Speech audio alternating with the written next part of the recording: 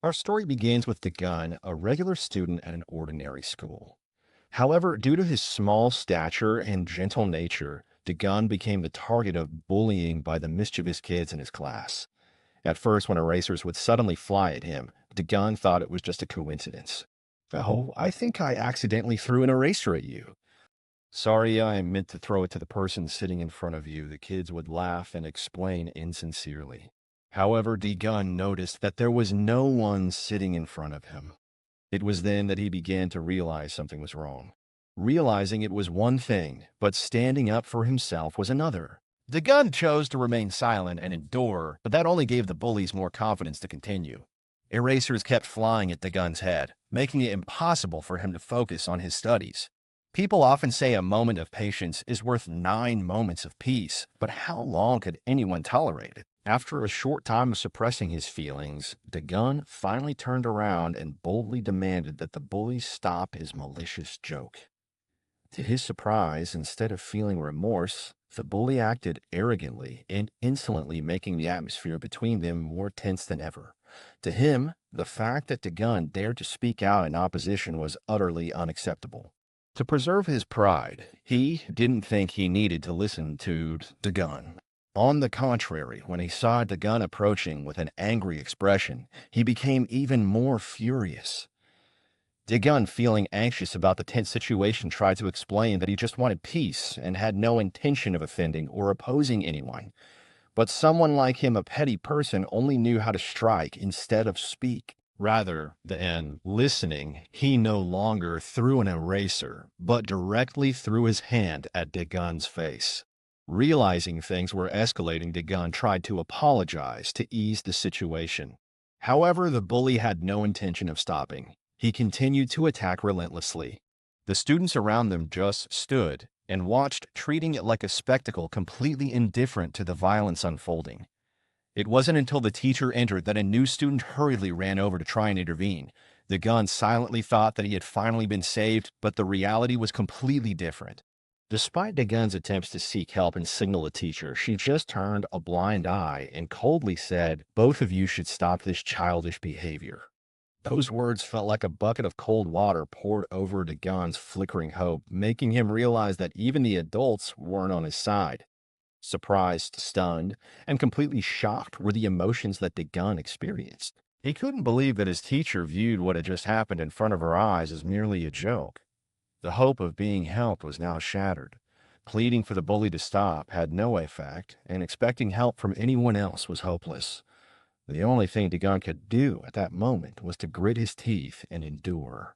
Even when the immature kid stuck a paper with the words "No Mother" on his back, Dagon couldn't resist. He had no one to share the pain he was in. The adults were indifferent, and no one was willing to offer help. In his own classroom, Dagon was completely isolated, submerged in loneliness and helplessness. However, things started to change when another bully appeared in the class. At first, it seemed like nothing to mention until he entered the classroom asking for cigarettes. At that moment, his gaze accidentally caught the paper stuck on Dagon's back. A person who despised childish games, the white shirt guy approached, grabbed the collar of Dagon's shirt, and yanked the paper down to read the words. As soon as he finished reading "No Mother," he immediately flew into a rage. The thug quickly interrogated and discovered that the person behind this childish prank was Dagon's immature friend. Without further words, the man in white immediately showed his furious attitude. Sensing the impending danger, the immature kid desperately tried to justify himself, claiming he was just teasing Dagon because he was an orphan and had no intention of offending him. The man in white, however, ignorance comes with consequences. What the immature kid didn't know was that the man in white was also an orphan. Therefore, his ridiculous and disrespectful behavior was completely unacceptable. Without any further explanation, the man in white taught the immature kid a lesson he would never forget. He was beaten so badly that even his parents wouldn't recognize him, a ruthless punishment for his despicable actions. Witnessing the entire event, Dagon initially felt fear, but as he reflected on how the man in white fiercely defended his own dignity, he gradually realized that strength was the key to never having to suffer bullying again. As time passed, Dagon's determination was proven through his relentless efforts. From devouring martial arts books and training his physical strength to learning real-life combat skills, from televised matches, Dagon gradually became stronger each day. His skills and physical fitness improved dramatically enough to turn his dream of no longer being bullied into a reality. The intensity of Dagon's training continued to increase, and the martial arts books gradually became second nature to him. With unwavering perseverance, his height, weight, endurance, and strength improved dramatically over time. He gradually underwent a transformation, becoming a completely new person. After some time, Dagon finally returned to school. But far from the meek little bunny he once was, he now attracted the attention of female students with his muscular and captivating physique. However, not every girl dared approach him, as he had become the king of the school, someone who used violence to rule over violence. Dagon was no longer the king, but just an ordinary young man working as a clerk at a small convenience store. The story of school violence, or what is called Ilgin, the strong ruling over the weak, seemed to continue unabated beyond the control of teachers. Even when the Ilgin were no longer around, bullies would still seek out other Ilgin, those stronger than themselves, to lean on. This is also the topic that S wants to present in her project called Ilgin Dominates Yan. Through this project, S aims to form a team that operates in the shadows, responsible for managing the Ilgin and maintaining order. It can be said that this is a project for control through Ilgin. From S's presentation, the plan seems quite interesting, but the idea of controlling violence with violence is a very crazy one. Therefore, a few members of the council who attended the meeting proposed to the old chairman to dismiss this ridiculous project.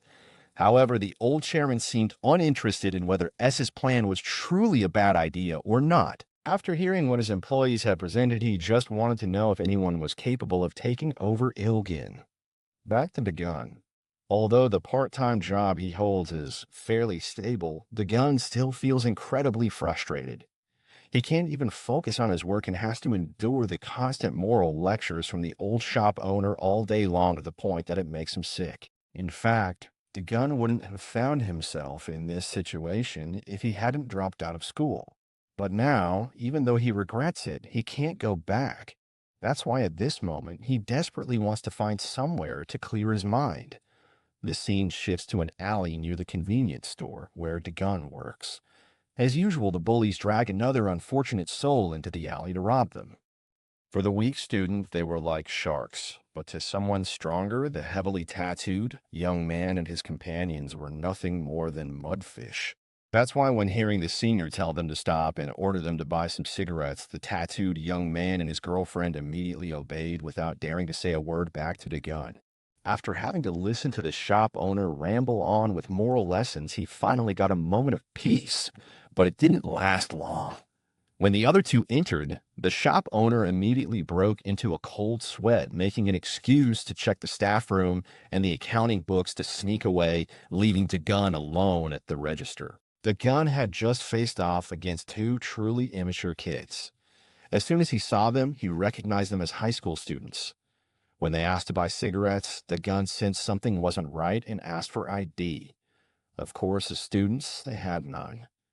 The tattooed youth tried to deflect, speaking in circles and attempting to brush it off, clearly displaying a fake thug act. Dagon bluntly told them to leave, wanting to clear the air. Being told to get lost by a part-time staff member didn't sit well with the immature kid's girlfriend.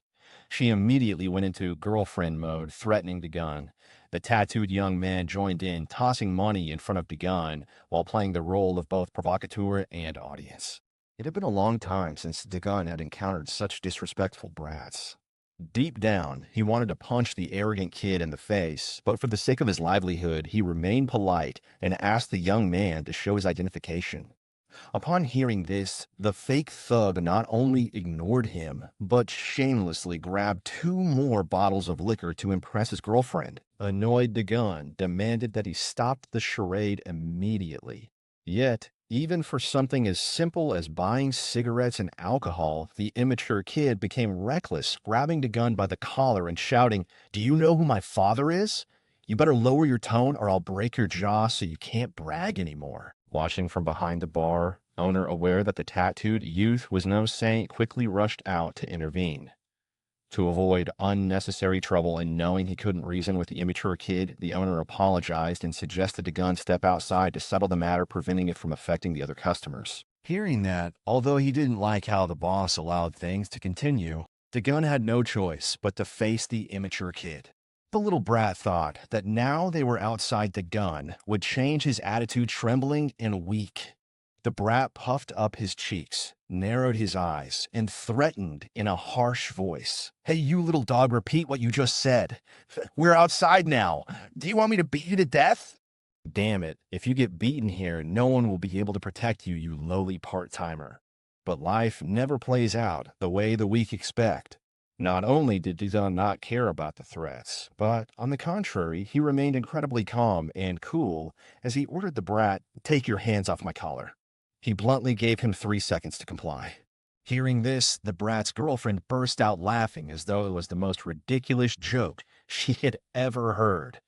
She mocked. "Haha, are you counting down from 3, you idiot? Are you crazy, or are we filming a movie and I didn't know about it?" With a smug expression, she assumed Dagon must have lost his mind to dare speak like that to her boyfriend. Meanwhile, Dagon started counting down. 3. The tattooed young man still hadn't realized what was happening, and he raised his hand, preparing to slap Dagon, thinking he would teach him a lesson in manners. And so in a daze, the immature kid heard his girlfriend calling, tried to open his eyes, and only then realized he had been knocked out in the blink of an eye. Truly, a fake thug through and through. Even though his face was swollen from the beating, he still refused to admit it, claiming it was just an unfortunate accident, and that's how Dagon took the opportunity to sneak attack him. He comforted himself by thinking that if it had been a fair fight, Dagon wouldn't have stood a chance.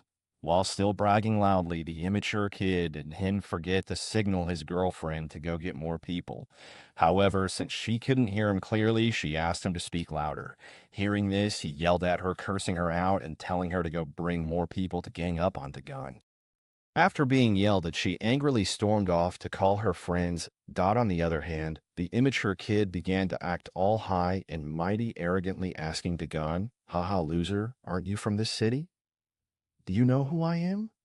Do you know who my crew is that you dare to challenge me?" It sounded tough, but when it came to these fake thugs, Dagon had dealt with them more than once. Despite the opponent's constant boasting, Dagon maintained a calm tone, curious about the age of the immature kid. However, the latter stubbornly refused to answer. Sensing that the other person didn't appreciate gentle conversation, Dagon lightly hooked his finger into the man's collarbone and squeezed. In just 3 seconds, the heavily tattooed youth confessed that he was only 17 years old.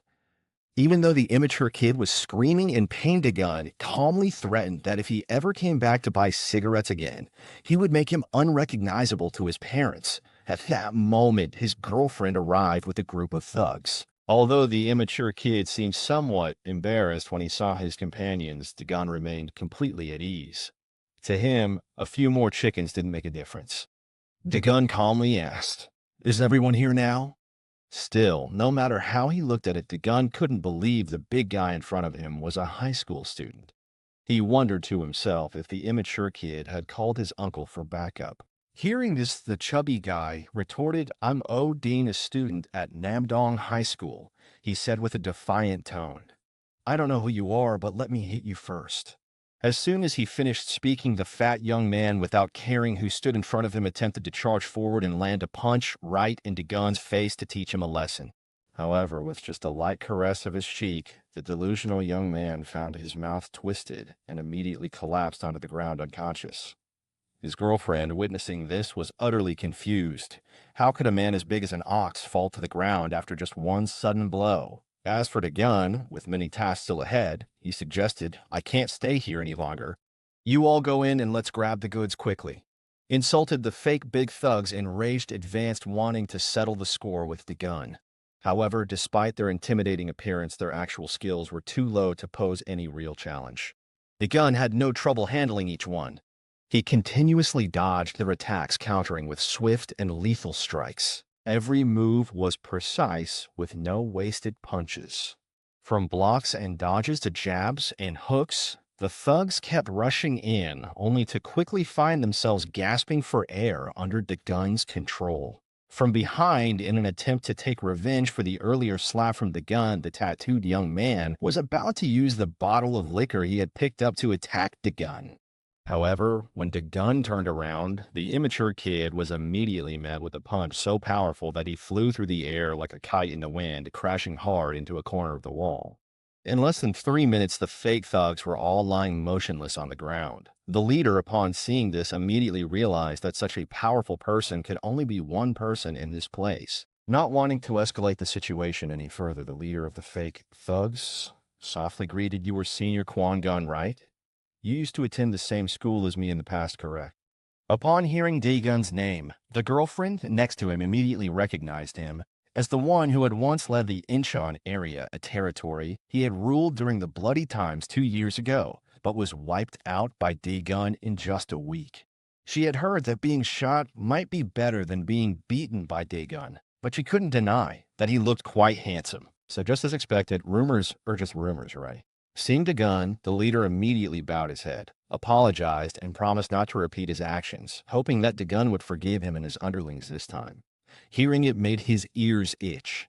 Dagun immediately grabbed the head of the fake thug and told him to stop spouting nonsense. As for his girlfriend beside him, because of her reckless partying, her death could be pardoned, but other offenses still had to be paid for. As for the young men lying sprawled on the ground, the leader volunteered to take the whole group to the hospital, but a clever guy like him knew that there was no hospital here. After a while, the leader had to slap the fat guy's face to wake him up, regardless of the fact that the other person didn't understand what was going on. What needed to be done right now was for the leader to make the fat guy bow his head and take his punishment.